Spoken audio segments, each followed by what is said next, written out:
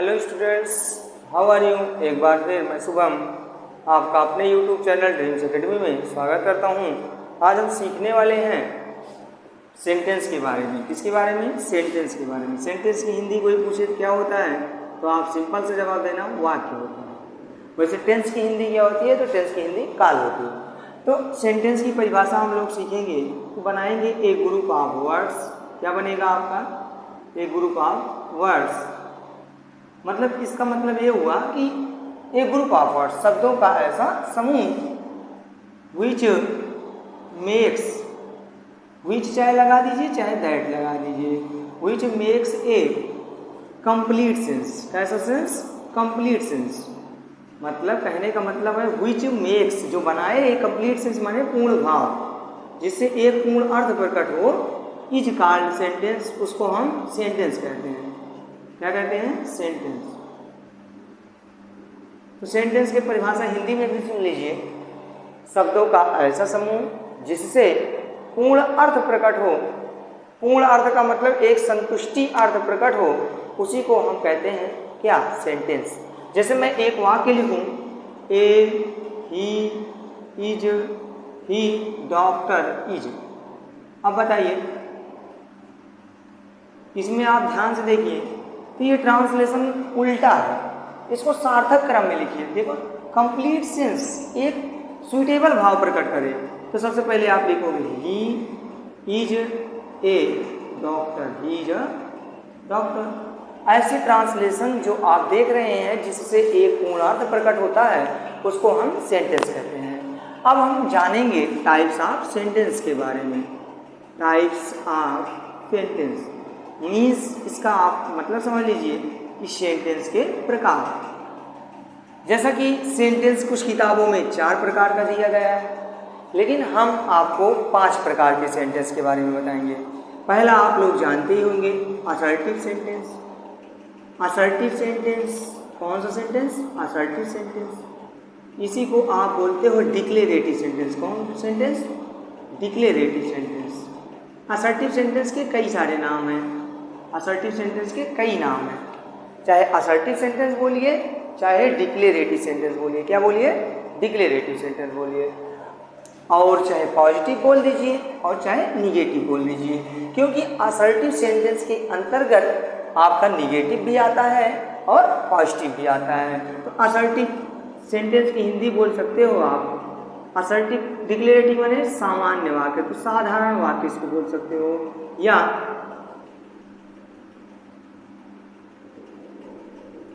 धनात्मक वाक्य बोल सकते हो। दूसरा आप लोग सीखिए, दूसरा आपको सिखाया जाएगा इंटेरोगेटिव सेंटेंस। तो INTEROGATIVE, ये है इंट्रोगेटिव सेंटेंस। अब बताइए, इंट्रोगेटिव सेंटेंस का मतलब आप लोग जानते ही होंगे। इंट्रोगेटिव इतना दिन हो गया पढ़ते हुए, जिसमें ये चिन्ह दिखाई दे। कौन वाला? ये वाला सब्सक्राइब का चिन्ह। तो अगर ये चिन्ह दिखाई देता है तो ये इंट्रोगेटिव सेंटेंस है। तो इंट्रोगेटिव सेंटेंस क्या, आप हिंदी जान लीजिए, इसको प्रश्न सूचक बोलते हैं। क्या बोलते हैं? प्रश्न सूचक वाक्य। तो आप लिखोगे प्रश्न सूचक वाक्य। ये आपके हो गए 2। कितने हो गए? 2। अब आप तीसरा सीखोगे। तीसरा आपका होता है इम्पेरेटिव सेंटेंस। क्या होता है? Imperative sentence. तो IMPERATIVE, इम्पेरेटिव सेंटेंस। इसको क्या पढ़ोगे आप? Imperative sentence. आप इसका नाम सुने होंगे, आदेशात्मक वाक्य। क्या बोल सकते हो इसको? आदेशात्मक वाक्य या आज्ञा सूचक वाक्य। तो जो भी आप लिखना चाहो उसको लिख लीजिए। तो इसकी हिंदी बनेगी आज्ञा सूचक वाक्य। क्या बनेगी? आज्ञा सूचक वाक्य। चौथा आपका आता है, इम्पेरेटिव हो गया ना, फिर आता है आपका ऑप्टेटिव। क्या आता है? ऑप्टेटिव। इसको बोलते हैं OPTATIVE। ऑप्टेटिव सेंटेंस की हिंदी होती है, आप जान लीजिए, ऑप्टेटिव सेंटेंस की हिंदी क्या होती है? इसको बोलते हैं इच्छा सूचक वाक्य। क्या बोलते हैं? इच्छा सूचक वाक्य। ऑप्टेटिव सेंटेंस की हिंदी इच्छा सूचक वाक्य। अब इच्छा सूचक वाक्य की पहचान जो होती है, जिसमें इच्छा की बात की जाए। किसकी बात की जाए? इच्छा की बात की जाए, उसको ऑप्टेटिव सेंटेंस बोलोगे। क्या बोलोगे आप?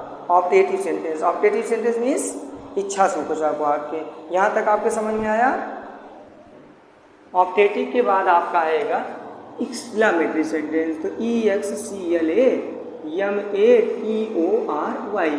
एक्सक्लामेटरी सेंटेंस आएगा आपका। तो एक्सक्लामेटरी सेंटेंस की आप हिंदी जान लीजिए। जैसा कि नाम है एक्सक्लामेशन, तो एक्सक्लामेशन का मतलब ये चिन्ह आपको जरूर मिलेगा। एक्सक्लामेटरी सेंटेंस की जो पहचान होगी इसमें ये चिन्ह मिलेगा, और इसकी हिंदी जो होती है विस्मयादि बोधक वाक्य, विस्मयादि बोधक वाक्य। जैसे मैं बताऊंगा, जैसे आप मैच वगैरह देखते हैं, तो मैच वगैरह में जैसे मान लीजिए कोई आपका फेवरेट प्लेयर छक्का या चौका लगा देता है, तो आप उस समय कहते हो व्हाट है लवली शॉट, या हाउ ब्यूटीफुल यू आर। ऐसे ट्रांसलेशन जो होते हैं आपके एक्सक्लामेटरी सेंटेंस के होते हैं। अब हम सभी सेंटेंस की एक्सप्लेनेशन देखते हैं। तो सबसे पहले मैंने लिखा था असर्टिव सेंटेंस। क्या लिखा था? Assertive sentence. तो असर्टिव सेंटेंस के बारे में मैंने बताया क्या था कि ये साधारण वाक्य होते हैं। ये क्या होते हैं? ये साधारण वाक्य होते हैं। कैसे वाक्य होते हैं बेटा? साधारण वाक्य होते हैं। और इनमें क्या क्या होता है पता है? ये घटना से संबंधित हो सकते हैं, संबंधित हो सकते हैं। किससे संबंधित हो सकते हैं? घटना से। कोई कहावत से संबंधित हो सकते हैं। तीसरा, कोई फैक्ट आ गया, तथ्य से संबंधित हो सकते हैं। मतलब एकदम नॉर्मल ट्रांसलेशन। तो ये सारे चीज असर्टिव सेंटेंस होते हैं। इनके अंत में फुल स्टॉप मिलता है। अंत में क्या मिलता है? इनके अंत में हिंदी में आपको मिलेगा फुल स्टॉप। हिंदी में क्या मिलेगा? हिंदी में पूर्ण विराम मिलेगा। इसको जो चिन्ह आप देख रहे हो इसको पूर्ण विराम बोलते हैं। और जबकि इंग्लिश में आपको क्या मिलेगा? ये इसको जो आप बोलते हो पूर्ण विराम बोलते हो। ठीक है ना? यहाँ तक समझ में आया? इसको इंग्लिश में फुल स्टॉप बोलते हो। क्या बोलते हो? Full stop. अब हम जैसे इसी का दो पार्ट होता है, कोई बोलता है कि सर इसके कितने पार्ट होते हैं, तो आप याद कर लीजिए। कोई भी पूछे तो आप पहला बता दीजिएगा पॉजिटिव सेंटेंस होता है। पॉजिटिव सेंटेंस का मतलब ये हुआ कि इसमें आपको धनात्मक फैक्ट बोला जाएगा। कौन फैक्ट बोला जाएगा? धनात्मक फैक्ट बोला जाएगा। पॉजिटिव सेंटेंस का मतलब आप बताओगे क्या? कोई आपसे पूछे तो पॉजिटिव सेंटेंस का मतलब आपसे कोई पूछे ना, तो आप उन्हें बताओगे कि ये धनात्मक वाक्य होते हैं। मतलब इसमें ना निगेटिव नहीं आता है। तो जैसे मैंने लिखा कि my father is a batsman, तो मेरे पिताजी एक बैट्समैन हैं। तो मैंने ये ट्रांसलेशन लिखा, तो इसमें कहीं निगेटिव आया? नहीं आया। इसलिए ये आपका असर्टिव सेंटेंस का पॉजिटिव सेंटेंस होगा।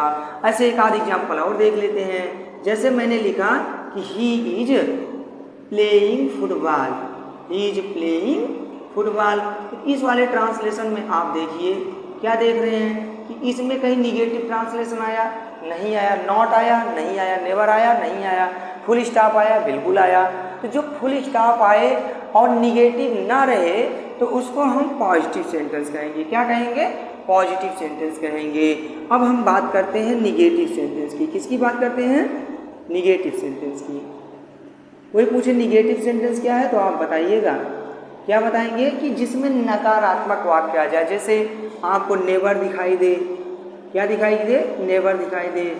नॉट दिखाई दे। नो दिखाई दे ना, नो बॉडी दिखाई दे। अगर ये सारी चीज़ें आपको वाक्य में दिखाई देती हैं तो आप तुरंत समझ जाइए कि ये सारे वाक्य आपके निगेटिव सेंटेंस के होंगे। किस सेंटेंस के होंगे? निगेटिव सेंटेंस के होंगे। किस सेंटेंस के होंगे? निगेटिव सेंटेंस के होंगे। चलिए अब आगे देखते हैं। इसका एक एग्जाम्पल देख लेते हैं। जैसे he is not a good player, he is not a good player. तो यहाँ पे आपने देखा कि नॉट शब्द आया, और जब नॉट शब्द आया तो वाक्य निगेटिव सेंटेंस का कहलाएगा। जैसे आ गया दे हैव नॉट फिनिश्ड, उन्होंने ये कार्य समाप्त नहीं किया। तो आप देख रहे हैं फिनिश्ड के बाद दिस वर्क आया, तो ये निगेटिव थिंकिंग को बता रहा है। तो ऐसे अगर निगेटिव सेंटेंस पहचानना है तो आपको नेवर याद करना पड़ेगा, नॉट याद करना पड़ेगा, और क्या याद करना पड़ेगा, नो या नोबॉडी। समझ में आ गया। अब हम इंट्रोगेटिव सीखने चल रहे हैं। क्या सीखने चल रहे हैं, इंटेरोगेटिव। इंटेरोगेटिव की स्पेलिंग मैंने आपको रटा दी है। अगर जिसको स्पेलिंग नहीं याद होती है ना, वो इन सभी को तोड़े। क्या तोड़े, शब्दों को तोड़े। तो जब शब्द तोड़ोगे तो अपने आप उच्चारण बन जाएगा। इंट्रोगेटिव सेंटेंस की पहचान मैं बता दे रहा हूँ। कैसे पहचानोगे, वाक्य या तो क्या से शुरू होगा, वाक्य क्या से शुरू हो, या तो वाक्य क्या से शुरू हो, या तो WH टाइप वर्ड आए, या तो WH टाइप वर्ड आए। What, where, who, whom, whose, ये सारे आते हैं तो WH टाइप वर्ड। और अंत में आपको क्या मिलेगा पता है, अंत में आपको क्वेश्चन मार्क का चिन्ह। इसको कौन सा मार्क बोलते हैं, क्वेश्चन मार्क। क्वेश्चन मार्क का मतलब ही समझ लीजिए कि प्रश्न पूछा जाता है। क्या पूछा जाता है, प्रश्न। जब प्रश्न पूछा जाए तो ये जान लीजिए क्वेश्चन मार्क है। अब इंट्रोगेटिव सेंटेंस के वाक्य देख लीजिए, जैसे do you ignore me, ignore बोल दीजिए। डू यू नो मी बोल दीजिए। डू यू लव मी बोल दीजिए। तो ये सारे ट्रांसलेशन जो आप देख रहे हैं, do you know me, are you eating apple, जैसे मैंने बोला आर यू ईटिंग एप्पल, क्या तुम सेब खा रहे हो। तो जो एप्पल शब्द मैंने बोला, ये भी मैंने डिसीजन दिया कि क्या, ट्रांसलेशन क्या से शुरू होता है, लास्ट में क्वेश्चन मार्क लगेगा। ये दो पहचान आपको काफ़ी है कि आप इंट्रोगेटिव सेंटेंस पहचान लोगे। अब हम बात करते हैं इंपरेटिव सेंटेंस की। एक बात बताऊं, इंपरेटिव सेंटेंस में क्या क्या आएगा। आप इंपरेटिव सेंटेंस से ये पहचान कीजिए जिसमें सलाह हो। क्या हो, जिस वाक्य में सलाह हो, जिस वाक्य में क्या हो, सलाह हो, सलाह, एडवाइस, ठीक। आदेश हो, क्या हो, आदेश हो। फिर क्या हो, विनती हो, क्या हो, विनती हो।